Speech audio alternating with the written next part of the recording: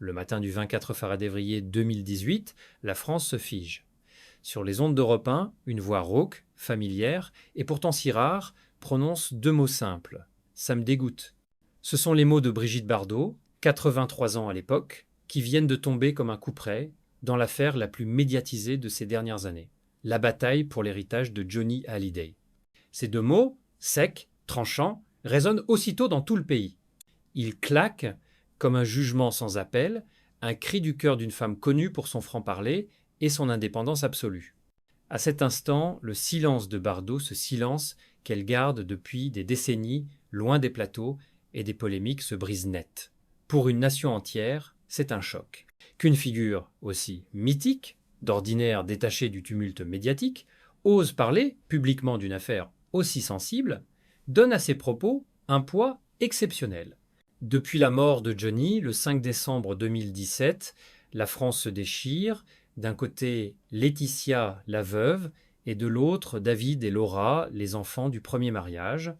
Les journaux s'enflamment, les plateaux télé débattent, les fans s'opposent, et voilà que Bardot entre dans l'arène, non pas pour chercher la lumière, mais pour dire, selon ses mots, ce qu'elle ne pouvait plus taire. Je redonnerai à Laura et David ce qu'ils méritent, ajoute-t-elle plus tard, dans ce ton ferme et mélancolique qui lui est propre. Pour beaucoup, c'est une gifle morale à Laetitia, pour d'autres une intrusion déplacée dans un drame familial. Mais tous s'accordent sur une chose. Personne d'autre n'aurait pu frapper aussi fort avec si peu de mots. La puissance de cette sortie tient à sa rareté. Depuis des années, Bardot refuse les interviews. Elle vit recluse à Saint-Tropez, loin du bruit et de la foule, et soudain cette femme, que l'on croyait retirée du monde, s'adresse à la nation comme si, pour une fois, elle devait poser un acte de conscience. Dans une France lassée des faux-semblants, sa voix sonne comme un verdict. Les journaux titrent dès le lendemain « Bardot se révolte, les mots qui font trembler Laetitia, la légende sort de son silence ». Derrière ces gros titres, une question persiste. Pourquoi maintenant? Pourquoi elle? Et surtout, que représentent ces deux mots? Ça me dégoûte, dans la bouche d'une femme qui, toute sa vie, a incarné la beauté, la liberté et la vérité nue, Brigitte Bardot. Ce nom, à lui seul, évoque un mythe. Née à Paris le 28 septembre 1934 dans une famille bourgeoise, elle n'était pas destinée à devenir la légende planétaire qu'elle est aujourd'hui. Pourtant, dès son plus jeune âge, elle attire la lumière. Sa beauté, sa grâce, sa nonchalance, presque féline, fascinent. Mais derrière cette apparente insouciance se cache une jeune femme rebelle, impatiente de bousculer les codes d'une France encore, corsetée par les conventions d'après-guerre. En 1956, tout bascule, et Dieu créa la femme de Roger Vadim, qui deviendra son mari, la propulse au rang d'icône mondiale. Le film choque autant qu'il captive. Bardot y incarne une sensualité libre, une féminité assumée, insolente même, qui tranche radicalement avec l'image sage des femmes de l'époque. En quelques mois, elle devient le symbole d'une révolution silencieuse, celle du désir féminin et de l'émancipation. Les années qui suivent confirment son ascension fulgurante. Elle tourne avec les plus grands Godard, Clouzot, Duvivier et enchaîne 48 films, en seulement 20 et un an de carrière. Pourtant, à 38 ans, alors qu'elle est au sommet de sa gloire, elle choisit de tout quitter. En 1973, elle annonce sa retraite définitive du cinéma. Un geste incompréhensible pour beaucoup, mais d'une cohérence absolue pour elle. Brigitte n'a jamais supporté d'être prisonnière d'une image. Elle tourne alors une page et s'engage pour la cause animale avec une passion presque mystique. Elle fonde la Fondation Brigitte Bardot en 1986, qui deviendra une référence mondiale dans la défense des animaux. Désormais, sa voix ne résonne plus dans les salles obscures, mais dans les combats contre la chasse, la fourrure et l'expérimentation. L'actrice s'efface derrière la militante, mais le mythe, lui, ne disparaît jamais. Ses prises de position, souvent tranchées, parfois controversées, suscitent débat et condamnation. Elle dérange autant qu'elle fascine, fidèle à cette ligne qu'elle n'a jamais quittée, dire ce qu'elle pense, quitte à heurter. En 2025, Bardot vit retirée dans sa demeure de la Madrague à Saint-Tropez, aux côtés de son mari Bernard Dormal, son compagnon depuis plus de 30 ans.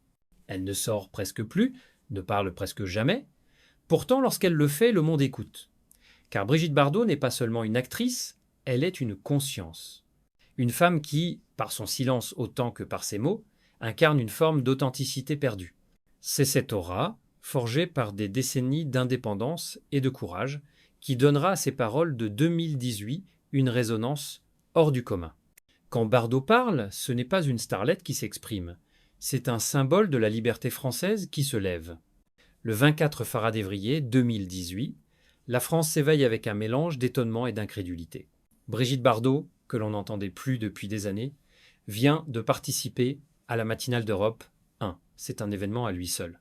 L'icône du cinéma, l'ermite de Saint-Tropez, se retrouve soudain au cœur de la tempête médiatique.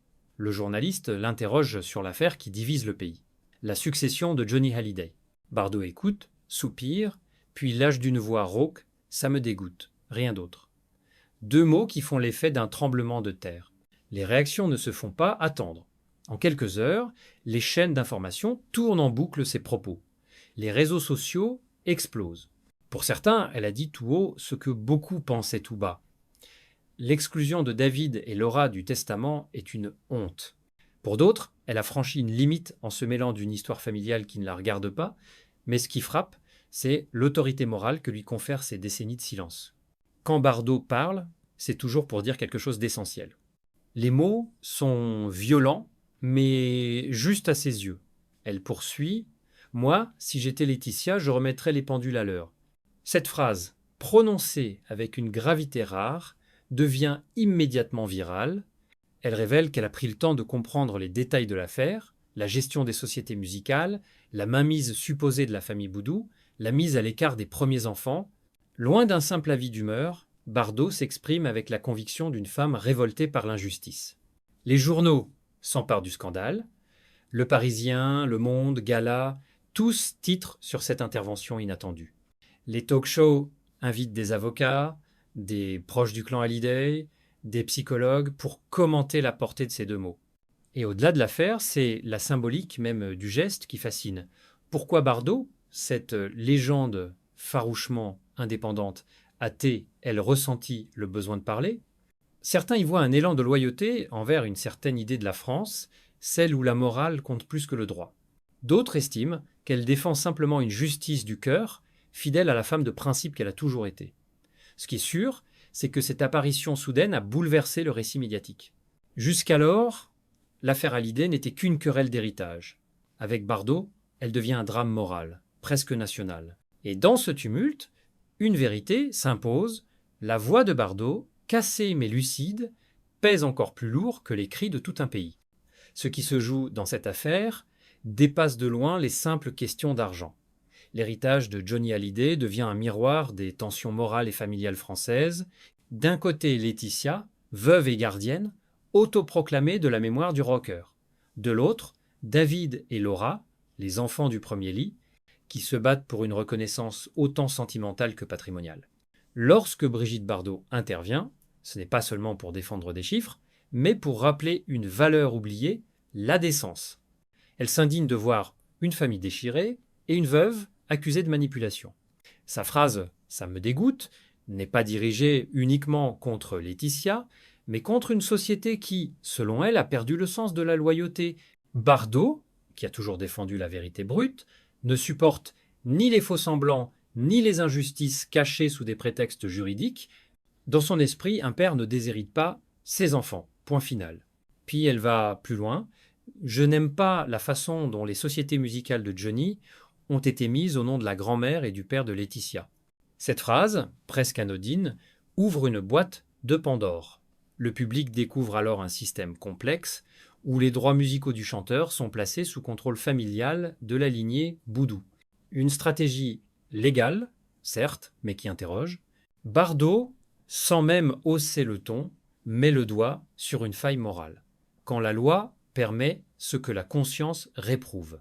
Les révélations s'enchaînent, 3 sociétés, Mamour SRL, Artistes, Promotion, Pimiento Music, toutes gérées par la grand-mère et le père de Laetitia, contrôlent une grande partie des revenus liés à Johnny.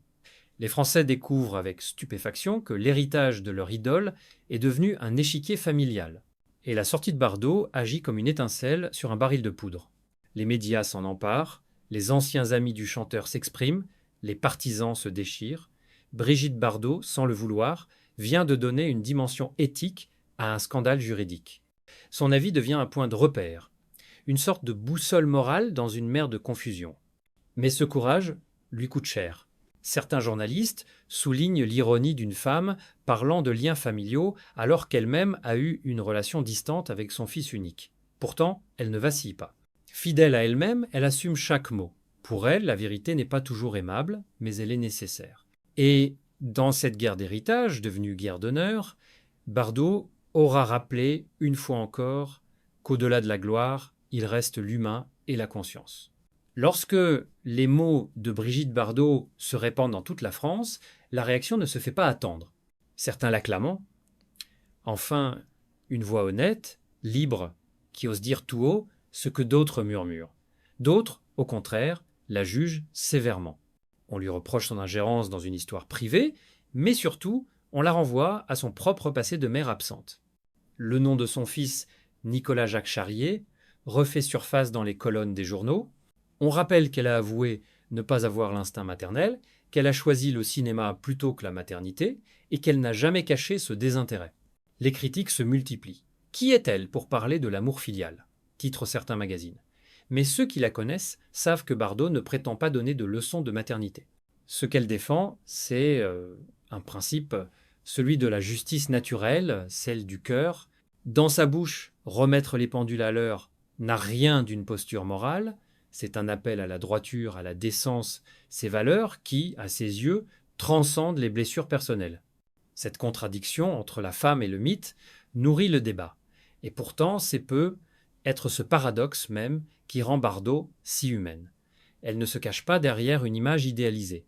Elle a reconnu ses failles, ses erreurs, ses manques. Elle a vécu dans la lumière, puis dans l'ombre, et parle désormais avec la lucidité de ceux qui n'ont plus rien à prouver.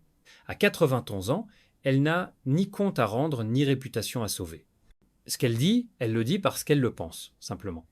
Et c'est précisément cette sincérité brute qui touche les Français. Dans un monde saturé d'images calculées, sa franchise fait figure d'antidote. Ces mots résonnent comme ceux d'une femme qui n'a jamais cessé de chercher la vérité dans l'art, dans la vie, et même dans ses contradictions. Les médias, eux, s'en délectent. Les unes s'enchaînent. Bardot, la morale sauvage. Une mère juge les enfants des autres. Mais dans l'opinion, un respect silencieux s'installe. Beaucoup comprennent qu'elle ne défend pas des personnes, mais une idée, celle que l'amour, même imparfait, mérite toujours justice. Et dans ce tumulte, la vieille lionne de Saint-Tropez reste immobile, sereine. Elle laisse parler le monde, consciente que sa parole, qu'on l'aime ou qu'on la déteste, ne s'oubliera pas.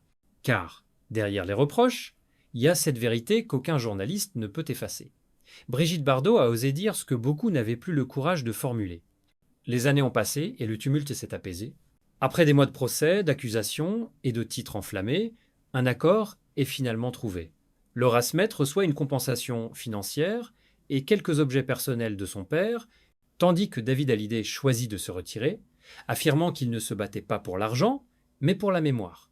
La guerre de l'héritage s'éteint peu à peu, laissant derrière elle des blessures impossibles à refermer. Mais dans cette saga, les mots de Brigitte Bardot restent gravés comme un écho moral que personne n'a pu effacer. Aujourd'hui, en 2025, Bardot vit toujours retirée à la Madrague, entourée de ses animaux, fidèle à son unique combat, la cause animale. Elle ne parle plus des affaires humaines, elle s'en est détachée. Pourtant, chaque fois qu'une injustice éclate dans le pays, certains se souviennent de sa voix brisée, murmurant ces 3 syllabes. « Ça me dégoûte ». Ces mots continuent d'incarner son courage brut, sa fidélité à une vérité intime, même au risque du rejet. Elle ne reviendra jamais sur cette déclaration. Comme toujours, elle aura dit ce qu'elle pensait, puis se sera tue, laissant le monde s'agiter autour d'elle. C'est son style, sa marque, frapper fort, puis disparaître dans le silence. Ce geste, presque mystique, a contribué à renforcer la légende. Car Bardot n'est pas seulement une femme de scandale, elle est la mémoire vivante d'une époque où la parole avait encore un poids. Et si certains continuent de la juger, beaucoup la respectent pour cette intégrité sans compromis. À 91 ans, elle n'a plus besoin d'être aimée ni comprise. Elle a vécu 1000 vies, Star de cinéma, muse, amante, militante, paria. Et dans chacune de ces métamorphoses, une constante demeure son refus de mentir. Dans un monde d'images, Bardot a choisi la vérité, même rugueuse, même blessante. Ainsi, lorsque l'histoire de Johnny Hallyday se racontera encore dans les années à venir, ces mots resteront un repère, un moment suspendu ou une icône du passé à rappeler à toute une nation ce qu'est la morale, la vraie. Parce qu'en fin de compte, ce n'était pas une affaire d'héritage, mais de dignité. Et Brigitte Bardot, dans sa solitude lumineuse, en aura été la dernière voix sincère